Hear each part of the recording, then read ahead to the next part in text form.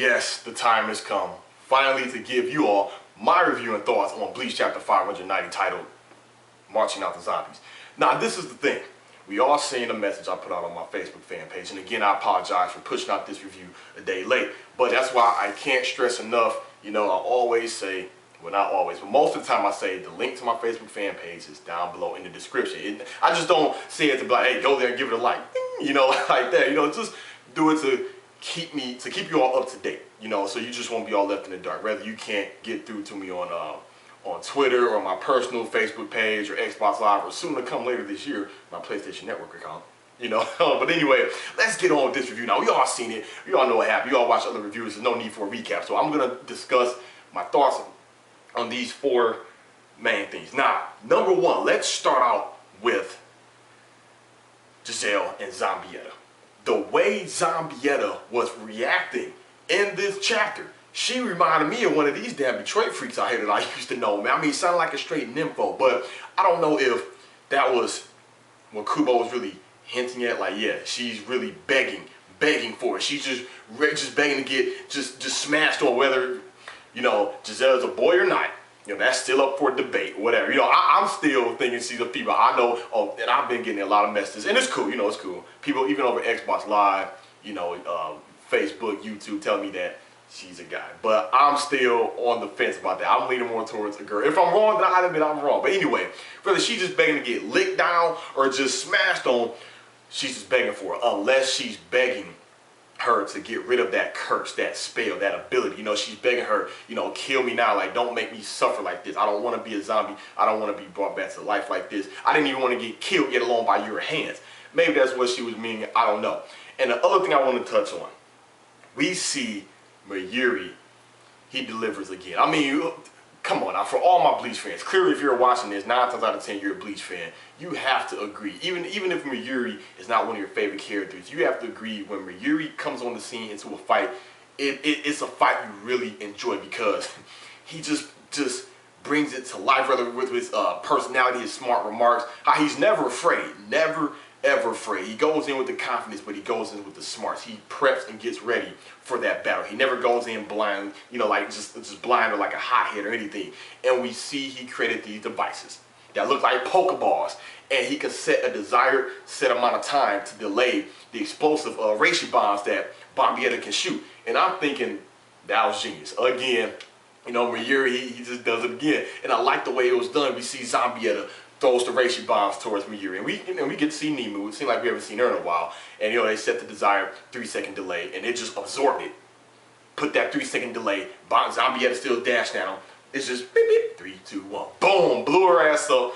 That I did like right there. I'm like, damn, it's Mayuri. I mean, what the hell? But on to Giselle.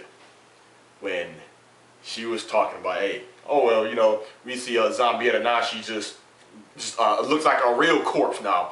Another thing I want to touch on real quick, we see that it's confirmation now that whether if the Quincy dies in her regular form or the final holy form, she can still use them in that state, because if you notice, Zombietta, she's still in her final holy form. Anyway, when she brings forth the army of Shinigami zombies, she goes on to say that she's been doing that from the jump. Now, it will be cool if we see Kira in the mix, because clearly, some people actually believe Kira is still alive. I mean, if that's your belief, that's your belief. Me, I think the motivator is done. So it'd be cool if we see Kira like that. But what shocked me is actually what Mayuri said. Mayuri said, basically, he couldn't bring himself to slaying down, you know, destroying, killing them Soviet zombies, because he's feeling like, damn, even though they're zombies and they're dead, that's still like attacking one of my own, which is kind of, now I think about it, kind of crazy and backwards. We see during the Soul Society arc, he went to set up that trap. He hit that, but beep, blew up members of his own squad.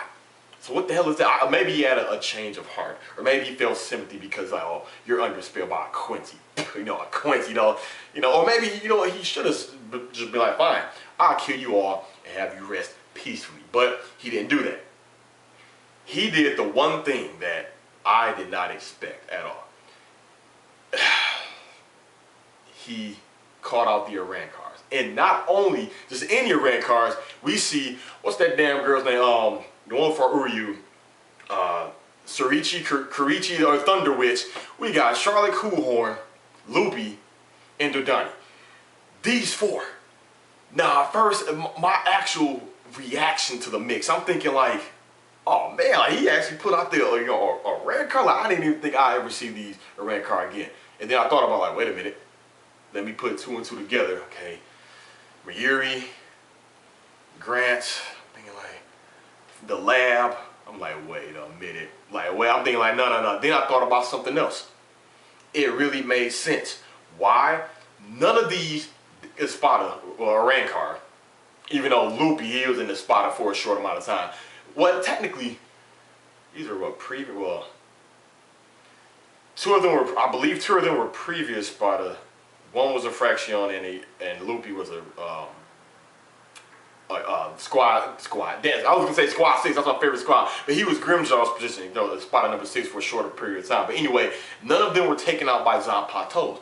Basically, the only one that was really killed, which questions me, is Loopy. We all seen what my boy Grimjaw did to that thing. I don't know if that's a guy or girl, whatever. But pretty sure it's probably a guy, real feminine, fruity guy like Yumachika. Even though Loopy is way more feminine and fruity than Yumachika. Anyway, we see what Grimjaw did to Loopy. I'm thinking how unless. No, even that's not possible. But think about it. As far as Yumachika and Charlotte Coolhorn, we see he just got taken out by a Shikai. Alright? His spirit energy was drained. Technically, now that I think about it, he didn't die. I guess he didn't die from that. We see the Execution Squad, forget the name. Damn, them is Spotters, the one Rookie had fought. They were all way, they showed up with Thunder Witch, they showed up with the Dunny. It just like with the way Zambietta, well, no, not Zambietta, the way Giselle showed up with Bombietta, the same kind of fashion. You know, and the thing is, we see that lab. If you remember the picture, the legs hanging, okay, the legs on the left look like Thunder Witch, but the legs on the right, if you look at the pants, to me that doesn't match Loopy. Maybe it could be Loopy. It doesn't match Jordani. I mean, look at his legs. Look at his pants. No, and it sure as hell don't match Charlotte Coolhorn. So who else is it? I don't know. But I'm guessing we see that execution team was to bring them back to Grant's lab, and he'd do research on them for whatever reason. I mean, just want to do research on his own specimens, but I guess Mayuri, he'd do the same thing. And we see that's what he found in the lab. Not only that, we see that at one point, Mayuri, I don't know if you all remember, during the Hoiko Mundo, he had that big cart, and he had a cloth over it. He was saying, like, you know, this is just a big old treasure cove of things I can find in Hoiko Mundo. Like, this is just good finds. I can research this. I can collect it. I'm thinking to myself when I first seen that, like, I know for a fact he probably got something from that lab and put it up in that cart. Now, some people are probably thinking about Yami. I still say Yami is dead. Some of you say they didn't show him die on screen or on panel, but the motivator eyes rolled in the back of his head. He was just done to me. He's done. Now, as far as the other is Spada or Red Cards, I wish that it came back. The thing is, they got taken out by Zanpatos. And you see, let's see, Stark. One of my favorite Spadas, took out in the most BS way, man, I swear. But I guess, you know, Shunsu, he's very powerful, I guess, if you want to say that. And right here, his hole, you know, Stark's hole, it was like a big split and the crack right here just cracked open and he fell. But anyway, I wish Stark would have came back. I would have loved that, but I guess one would think like, damn, I guess Mayuri, he actually went through the rubble of fake Katakura Town, found Stark's body, brought it back to the lab, all that type of stuff. But it's just crazy to me now, because now I'm thinking, how are these army of zombie Soul Reapers going to hold up against these Arankar? I mean, these Arankar, they're going to lay waste to these groups. They're probably looking like, what is this? And I wonder what deal they made with Mayuri. Or maybe they like, you know, our life is in your hands, you know, like we owe you so much for rescuing us or resurrecting us, whatever you want to call it. Maybe that's how it's going to be. I wonder what Yumachika is going to say when he sees, damn, Charlotte Coolhorn. That I wonder what he's going to say. I want, Grimjaw, where the hell is Grimjaw? We see Chad Orihime's back. We see these other Arankar are here. When is Grimjaw going to show up? And I wonder if Grimjaw, what he's going to say to Loopy. clearly if Grimjaw shows up, he's not gonna be there with I was gonna say Kurosaki. Well, technically I could say Kurosaki or Ichigo Shiba, but because you know Ichigo, he's up in the Royal Palace, or he's on his way there. And the thing is, Luffy and Grimjaw probably look at Luffy and be like, yeah, like it's not happening again all over again. But he, you know, they probably don't. He probably won't even care. Eyes in the sealed up. Maybe Grimjaw kept the number 6. Who knows? But they probably don't care about the ranking system anyway. Overall, this chapter, it was pretty cool. But what do you all think about this revelation? I mean, this has been in hiding for years. I mean, over 5 years. Do you feel this was as shocking as you thought it was gonna be? Do you think like, oh, that was it?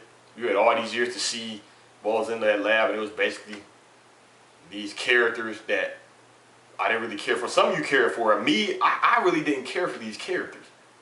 I mean, I have more Espadas or rank cards I wish that had come back instead of these 4 clowns. I mean, yes, we know it is going to be some comedy in the mix, that we know. But it's just like, man, I wish that Kubo would have brought back someone else some other way. But we see that's not the case. But these 4, I don't know. However, now I remember in the interview, I have the data book, when Kubo told the interviewer what was in the lab, and you know, it was like, you know, blacked out. And the interviewer was thinking like, oh man, oh, really, it's them? Oh, okay, huh? You know, I never would have thought. But if Kubo would have hinted or even revealed that these Espada were gonna, these Arankar are gonna come back in the interview, say if he'd have said all 4 of their names, I guess the surprise still could have been even more shocking, because he wouldn't have said they're coming back to help in a Quincy invasion. All right, that's the thing. Because he could have said, hey, they're coming back. But people would have been like, I wonder for what though. So, I don't know. To be honest, the full impact isn't there due to the fact I don't care about these characters. And I wonder how much of a big impact is it going to make. I mean, now they are hollow. So, maybe they can be effective to Giselle. Who knows? I don't know. But they're going to lay waste to these Soul Reapers. One more thing. What was it? Went over the bombs, Zambietta's actions. Oh yeah. How's this gonna play into their future outcome? After they do their duty, are they gonna go back to Hueco Mundo? Or are they just gonna go their separate ways? Is Grimjaw gonna is he gonna be the new king of Hueco Mundo, or are they gonna try to rescue Halibel? And what about the one Arankar with the afro, the one Chad fought? What about him? I mean, it's just all more questions in the mix, but how do you all feel about this fight so far with Mayuri? I mean, for this chapter, even though Mayuri did deliver it, to me it wasn't his best work. Because to me when he was fighting Grant, that was like a mirrored opponent. You know, you got 2 crazy scientists on each opposed, you know, different opposite sides. And it was like, you know, he had this thing for that, he had this thing for that, he had this thing for that, he had this thing for that. Giselle, she had a counter thing, but it was just not towards Mayuri's inventions. It was just like, you know what, okay, you took out one of my zombie slaves. Let me use my ability again on these more Soul Reapers to make more zombies. That's how it is. But like I said, I'm reserving my judgment. The fight isn't over yet. If these Arankars fail Mayuri, he might pull something else off the bag, because Mayuri, he's known for having a plan A for the plan. I mean, a plan B for the plan A. So maybe that's what he was working on all that time when he was in the lab on side of the Flower Crane Cannon. And let's not forget, Astronaut LeVar, he's still floating out there. So give me your thoughts, comments, and concerns. Do you think so far this will lead to Mayuri's best fight? And was this whole wait for the lab even worth it to you? But it's me, Captain Vaz with Ace. Thanks for watching. See y'all next week. Signing out.